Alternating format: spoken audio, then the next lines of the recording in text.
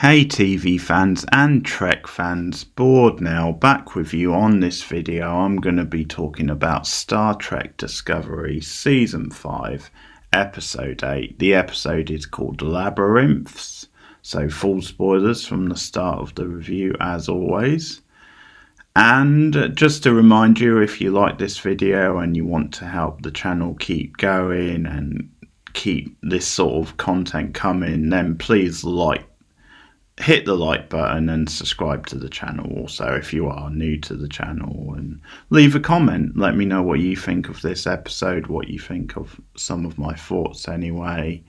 So I'll dive into it, and I think this might be my favourite episode of the season so far. It's funny because last week I did think the episode was better than the week before, and I think I said of that one, it might be one of the better episodes of the season. And it's that sort of thing where the season overall has been pretty dire. So you're sort of grading on like a scale type thing, like on a curve, I should say. So it's kind of, the standard is then a better episode, almost, if you want to call it a good episode, which I would hesitate to, but it's almost like it's not really saying that much. It's just like a little bit better.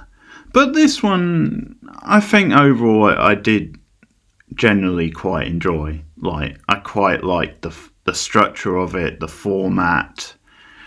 Once you get into some of the stuff Michael has to do and the riddles and the personal stuff with her, that stuff is on a theme with the season, like some of the stuff they've set up with the season where we are referring back to the past and older generations, but also the history of this show, which is something this season has done quite a lot with, or at least it's been a conscious thing of, hey, this is the last season, so it's good to reference past events that people have seen in this show.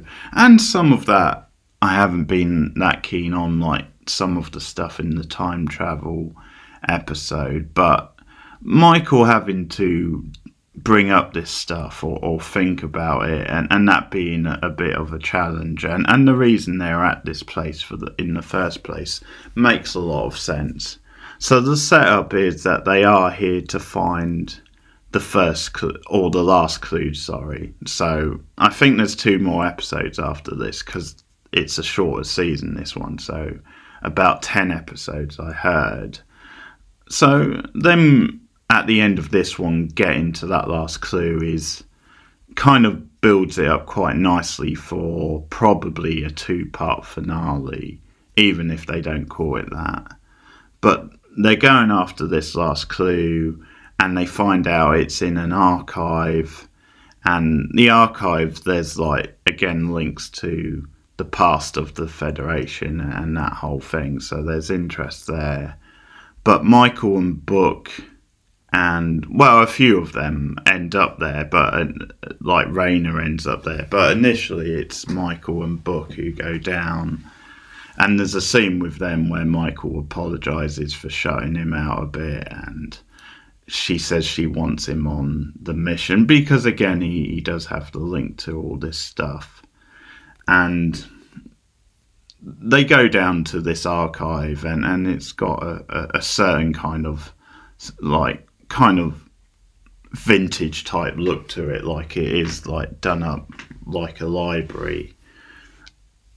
So of course it's never going to be straightforward, because initially you have this host who we see throughout the episode, the host of the archive, and she's quite a quirky little character, but she initially gives, there's a bit of a lame joke about his name being Book and this being a library with all these books, but anyway, she gives him the book. She says, I'll gladly give this to you because you are the only living Creole. It's a bit of an emotional moment for Booker, or Book, so he gets the book, But as soon as he walks out of the chamber, he sees that Michael has collapsed. So Michael has gone into this other kind of realm, and it's this other, whatever you want to call it, realm, reality, but it's been created by this really advanced scientist. So again, there's like a riddle for her to face to get out of there and come back. So she's confronted by someone who looks like Book, and this is more of like, this is like a wise kind of like guide who she has to ask questions to get to the answers. And it's definitely a choice that they've made it Book, but like a different appearance, like it's a different version of Book. It's definitely a choice they've done on purpose, because of they're having all these conflict in their relationships, and it's almost like it's fitting and he's the one who has to ask these questions, or has to challenge her to become more personal, to bring up the past and be honest about herself, and that's ultimately how she like wins this thing.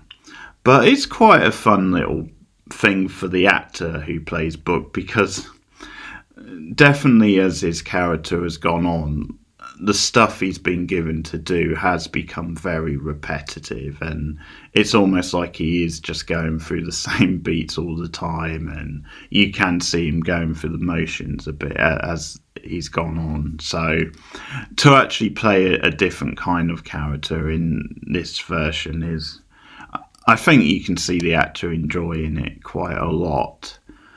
So there's this thing where Michael has to solve that to escape, and eventually she does get the clue, because when she passes the test, he tells her where the clue is as well. But there's that stuff going on, and Rayner, who now is in command while Michael's out of it, can't be reached.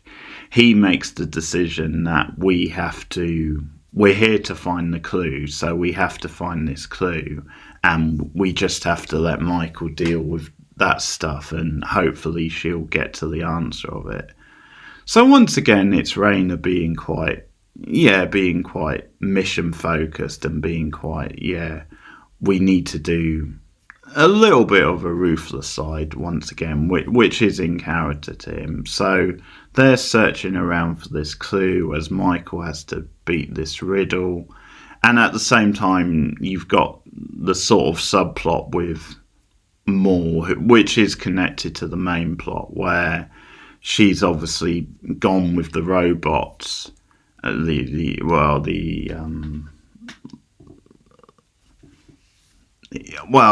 blanking on the damn name now. But anyway, maybe I'll just keep calling them robots, but the Breen, I think they're called. But she's gone with them in hope of convincing them that she can bring Primark back, she can fix that, and she's hoping that will allow her to bring Locke back as well. So there's an ulterior motive, and against Book's wishes, she went off and did that.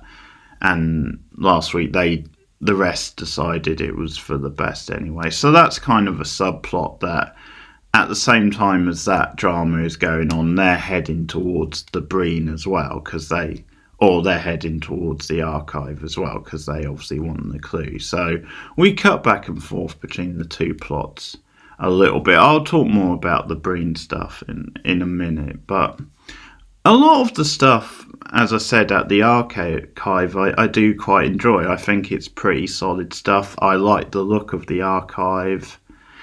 I think because of the sort of episode it is, because it is quite focused and quite condensed to these two locations, but because it's not an action heavy episode, and I don't know, there was a little bit more focus than usual, so they probably did cut out so much of the melodrama and like them going on long speeches.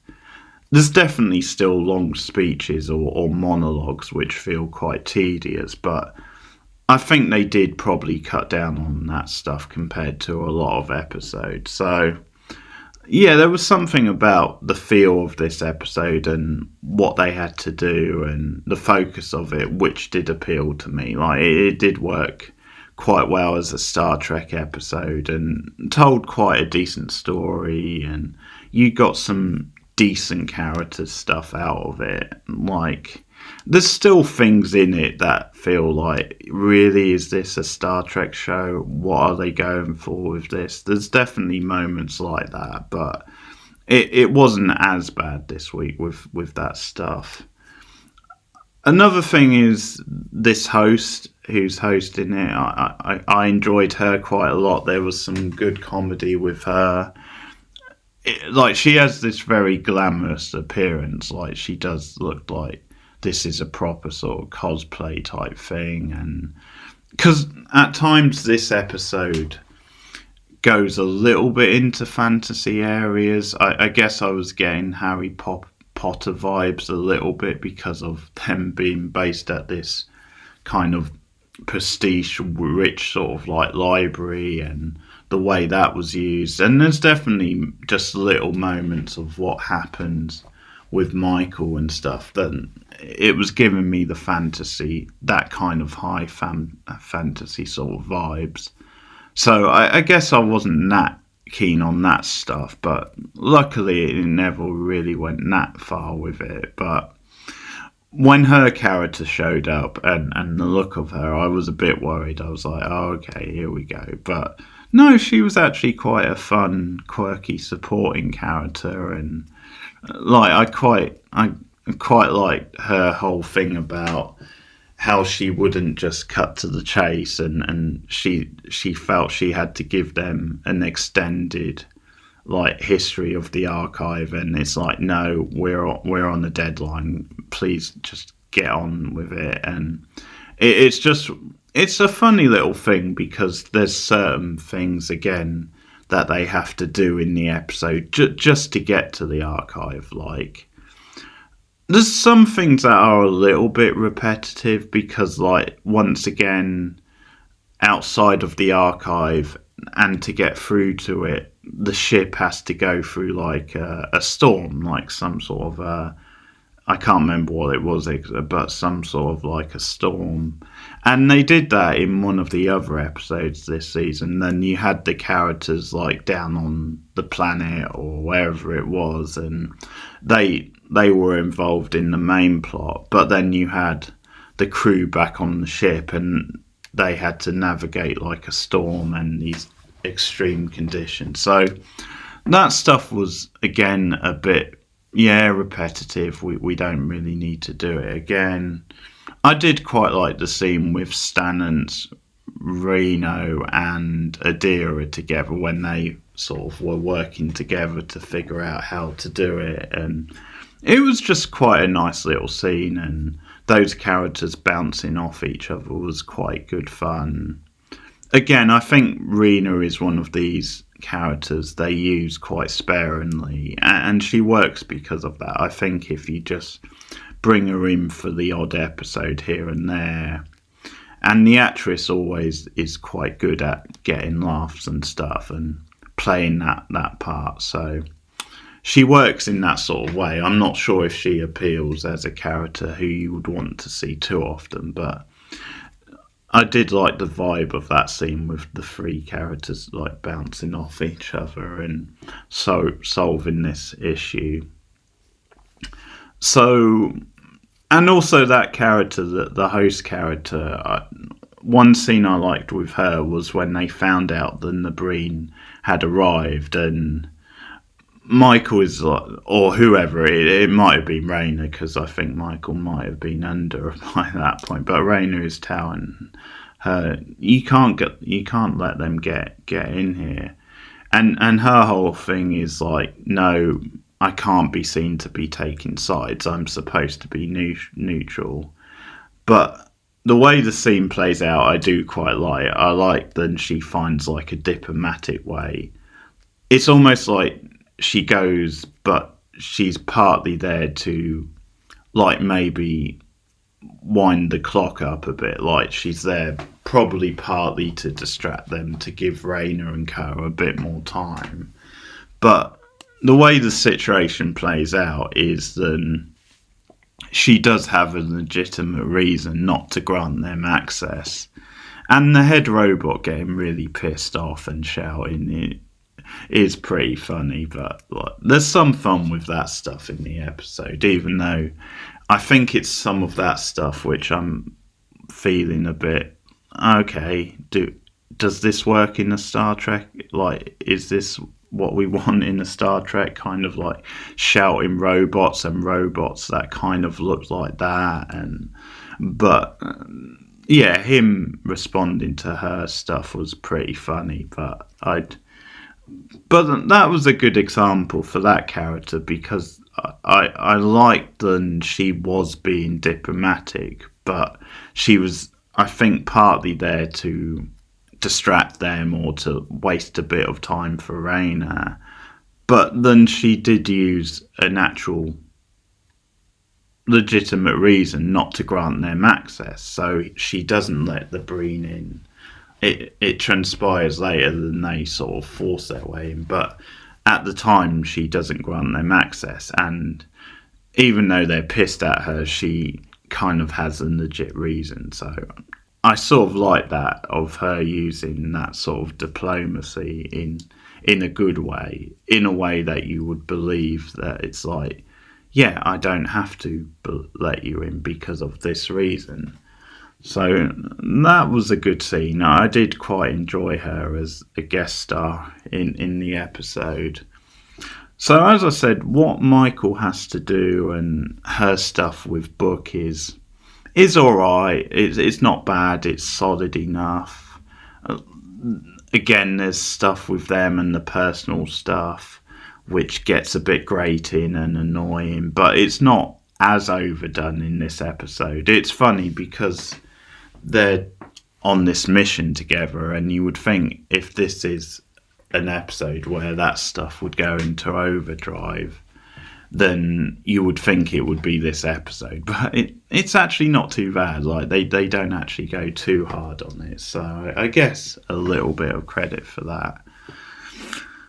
So her doing this, having to solve this riddle, it's fine. It's like the actual riddle itself, although I quite like the look of this place and her having to do this, and that she gets the clue later, and there's things I like about it.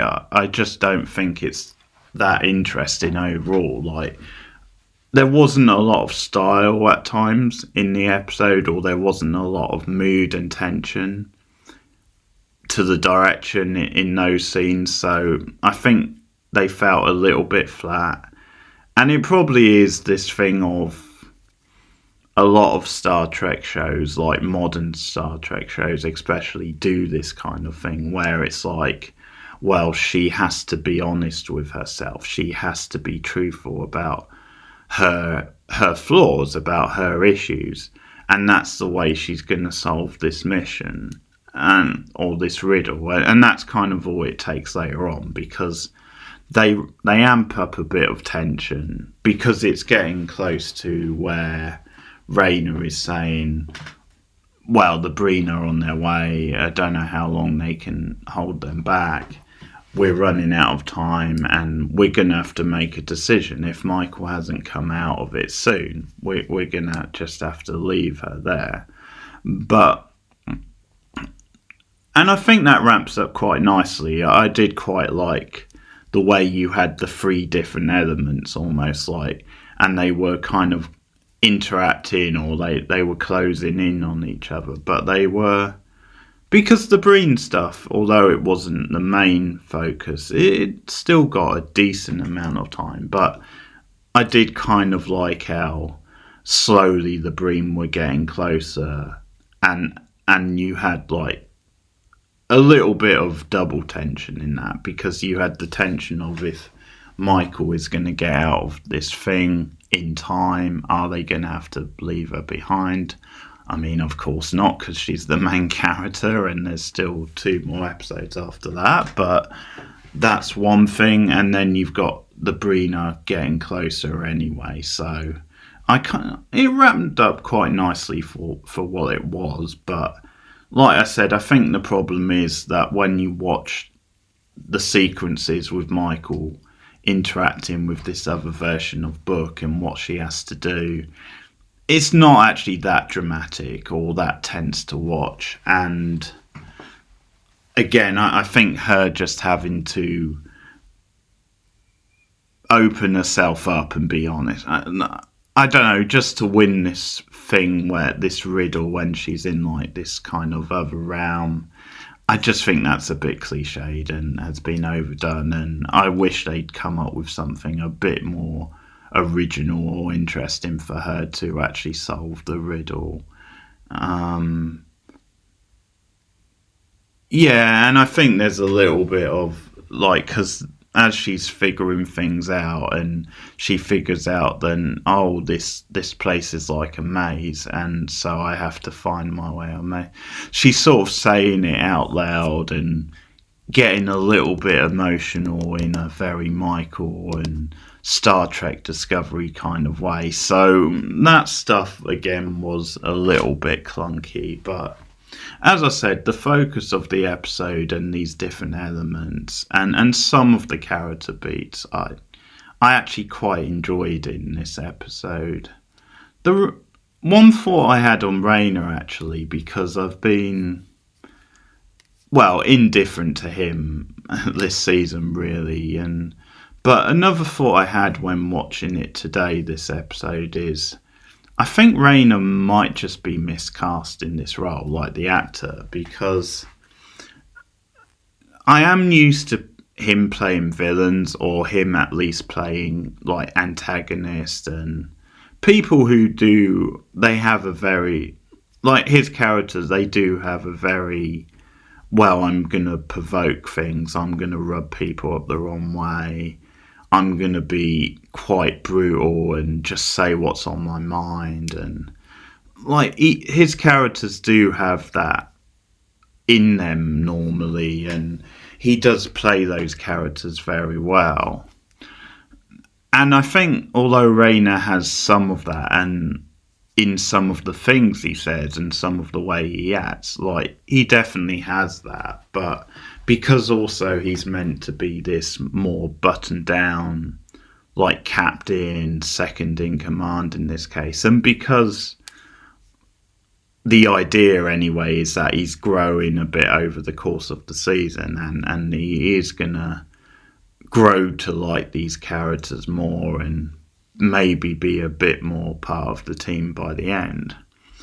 I think that does limit it a little bit for the actor, because in those other roles, a lot of times he will just be allowed to be a full-blown villain or full-blown antagonist. Like, I think the actor will just get to let rip with that, and I think he is very good at that stuff. So I think in this, maybe he is just miscast, and it's just falling a bit flat because of that. But I did think of that, like, when I was watching some of the stuff today. But as I said, a lot of the stuff at the library and like a lot of the interactions, I think is pretty strong. And I guess I'll talk about the more stuff and her with like these Breen agents, these robots, because I'm a bit mixed on that stuff. So we actually open with a scene with them, and Maul is trying to convince the leader that she's there because she can help them, and almost like she believes in the cause, like she has to convince them that she's there because she believes in this stuff, and also convince them that she is as special as she claims, that she does have the knowledge to bring like Primarch back, and she hopes then by extension she'll be able to bring Locke back. But there's this thing with them chanting at the beginning, and her making this speech to try and convince them. And although I think you're meant to think it's a bit of an act, like the way she says it, like, it does stand out as a bit of a preachy speech. And I don't know, some of this stuff with like robots chanting and just trying to get across this like almost siege mentality, almost like they are a bit of, well, they're definitely meant to be like kind of the fascist regime almost, and that Primarch's like running it like a fascist regime, and that's fine and stuff, but yeah, some of this stuff is some of the stuff I'm not that into in the episode. Then I just find it a bit contrived, and a lot of it I'm not sure I really want in a Star Trek show. Although I did, as I said, there are some laughs to be had at, like the leader of this group and the way he reacts, the way he gets pissed off at Maul, or like how he gets pissed off at like the host of the archive, and just him barking orders. So I've got to admit there is some quite cheesy good fun to be had with that. It's just yeah, some of it I find a bit tedious, and some of it I'm just not sure fits in a Star Trek show. But I think with Maul, over the season, I've become less interested in her, and I think it's because the writing has got worse for her over the season. But it's like, when we see her in this first scene, it's sort of like when she's being the cool badass, and she's kind of like stirring the tensions a bit between this group. I think that's when she's at her best. I think she is at her best where she's being a bit of a provocateur, and she just has a cool edge to her. But I think when she's meant to be a bit more, yeah, she's trying to convince them, she's doing a speech, she leads them in a chant by the end. And just that stuff, and the stuff where she obviously has to be more emotional, and like her and Locke has this relationship which I don't give a shit about, but like when she has to play those other sides and stuff, I'm not really that interested. I'm more into her being this quite cool sort of anti-hero. I just think that works better with the actress and with the character. And if a lot of the writing was better, then that would be one thing. But so I'm definitely up and down on this robot and Maul stuff, because when they head into the archive, she's like telling them, oh, Discovery crew are definitely there because they want the last clue as much as we do. And so she's trying to convince them, and the leader just won't listen to her. And there's all this constant back and forth. And then after they've been denied entry, they do, I think they just hack into like the cameras or something. So they, but some sort of technology where they do actually see what's going on. And she's like, see, I told you they're in there. And ultimately they force their way in, and that's where you get the ramp up towards the end, because Michael has just come out and she's been told where the clue is. She's been told there's this crystal in like viewing room 7, you've got to smash it, and that's kind of the last clue. And yeah, it's one of these TV things where there's like a split second, like Maul and the rest arrive, and they're going to shoot at Michael and the others, and it's like Michael just shouts the command really quickly to beam them up, and they get out of there just in time. Actually, one thing I do like with Maul in this episode is I enjoy them at one point, because the Primarch character is very much, yeah, we'll just, it's later on when they've escaped, Michael and co, the Primarch character is very much, yeah, we'll just shoot at them, because they're making threats to destroy the archive if Michael and crew doesn't give them the clues and stuff. And But he's obviously very militant and very focused on we'll just destroy them, that kind of thing. And I like the moment from Locke, or from Maul, sorry, where she says, you can't do that because it'll make you look like villains and it'll set up like a civil war.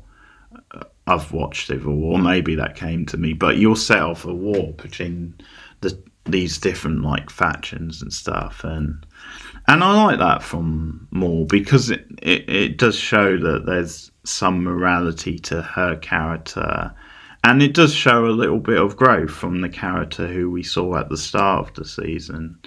And it doesn't feel contrived or rushed. It's not, because there's quite a lot on this show and this season where it does feel, oh, that's a bit out of the blue or that's a bit contrived. But this moment for Maul, I can believe, and I can believe then she's being sincere. Like, I think she does have certain principles, even though she has been very much, it's about what I want, it's about me and Locke and our thing. I think she does have enough of a moral compass to not want to set a full-blown wall just for nothing. So that moment with her, I did enjoy. And we get a situation where they start shooting at not Enterprise, at Discovery, and like Discovery go off the radar and they're damaged, so they have to like stop and repair stuff, and it's going to slow them down. But Michael actually comes up with a strategy where to basically make the Breens think then they're all dead, then the ship was blown up. So Rayner compliments on that, like, yeah, smart strategy. Because at one point as well, they open up the clue they've got, and it's got all these different clues, and it's all in one, and it's obviously going to build to the next episode. But also the Breen seem to be able to get access to these clues, or at least, again, they seem to hack in and they can see that the clues are there. And because that's one of their things, it's like, we'll destroy the archive if you don't just hand out every clue. And like Michael calls their bluff a bit on that. But yeah, you know, the Breen stuff is more hit and miss, I think, in the episode. There's bits of it I quite enjoy, but it's definitely a bit hit and miss, and I wasn't as into it as the stuff with Michael and the crew and the stuff at the main stuff at the archive. But the ending, again, was a bit cheesy and a bit contrived because, once again, Maul does a speech to, like, convince them that she's on their side and she's got good intentions, because Primarch has just lost his rag with her at this point because he's decided, hey, it's my way or the highway, and I don't want to do it your way. And he just sees her as she keeps interfering, so he tries to have her arrested, and Maul like fights back and resists that, and it just leads to her giving them a speech. And again, it's one of these type speeches where it's like, well, she's appealing to them, their like extreme side, you know, just to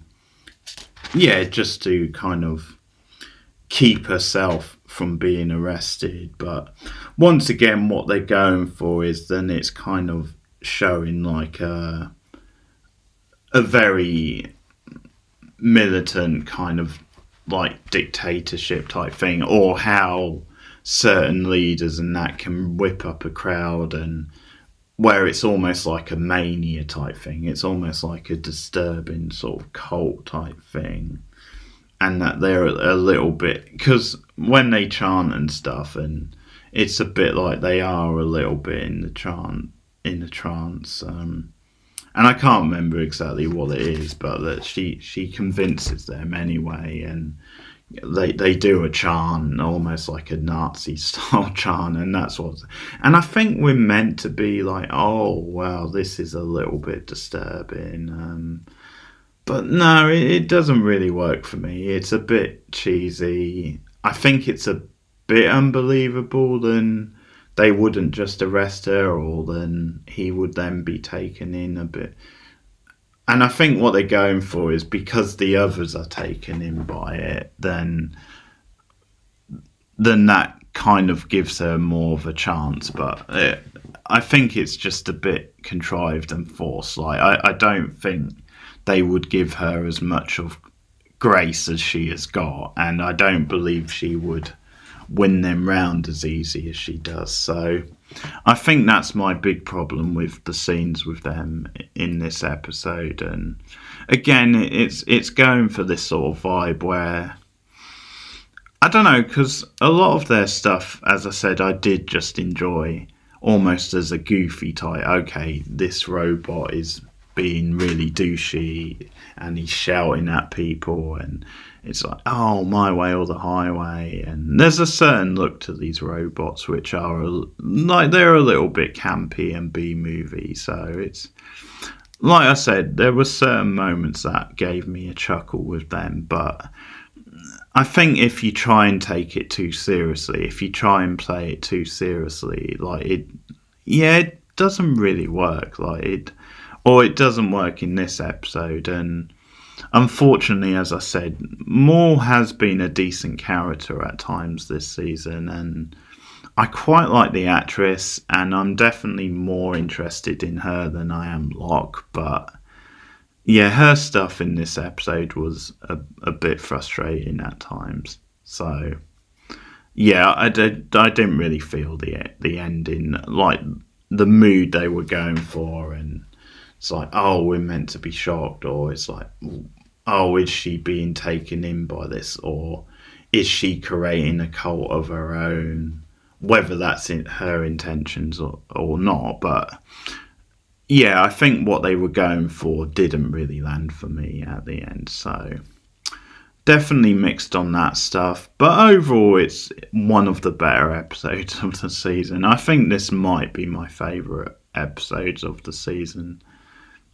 At least, yeah, so far. So for me. So yeah, let's see where they go in the last two episodes. But like I said before, let me know what you think of this in the comments below. Like and subscribe as always. Share me out on social media. You can also support the channel monetarily, just $1 a month at boardnow.com/patron. Patreon.com/boardnow. I do that a lot. Patreon.com/boardnow. Just $1, and you get early access to certain movie reviews, TV reviews. You get some commentaries, like I've been doing X-Files commentaries on there. I also do special one-off commentaries. And one of the things I've been doing that I've started recently is a series of unpopular opinion videos. And I did the first one. It went early access on Patreon, but also it's now public on YouTube. But future ones will just be for patrons, so it will be behind that paywall. And if you want access to that, if you have an interest in that sort of video, if you want to go and check out the first one, it's on YouTube now for free. But yeah, if you like that video and you want to see more of me doing unpopular opinion type videos, that could be one of the perks for you if you sign up to Patreon. So patreon.com/boardnow for just $1 a month. But thanks for listening. Keep watching TV and Star Trek TV, and I'll see you guys soon. Goodbye.